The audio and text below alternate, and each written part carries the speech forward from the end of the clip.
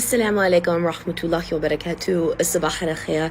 Good morning. I have had a brief coffee check-in, and I kind of felt drawn to answer this, or at least start to answer this, because I do feel like it's definitely too much to squeeze into 3 minutes, but I'm going to try my best.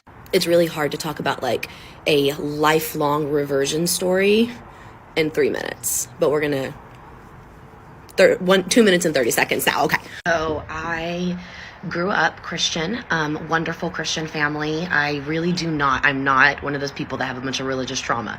I'm just not. Yes, I saw lots of things going on all over the world involved with Christianity, but and I had a lot of things happen. I did, but it really wasn't anything to do with my family.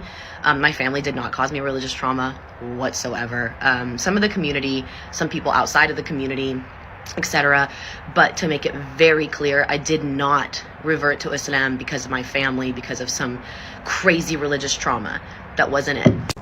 Okay, I'm going to try and make this quick. So basically, I had to have been under 10 years old because we still lived at our farmhouse, and my mom was in school. She was taking college courses, and this is just as early as I can remember it starting, like my questioning things, right? And I remember she came home with a big stack of books, and I was a huge reader, and it was all college level books, or not college level, but books they were reading in college. So I started to read through them, and then I came across the Quran, and she was like, don't read that one. You can read any of the books I brought home from college, but you can't read that one because I just don't approve of it.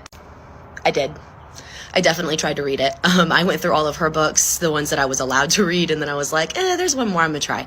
Long story short, I don't remember much. I really don't. All I remember is there were certain aspects of it that made me be like, there are other beliefs. This definitely isn't Christianity. This seems close. And so I remember being less than 10 years old. I was not even 10 years old yet.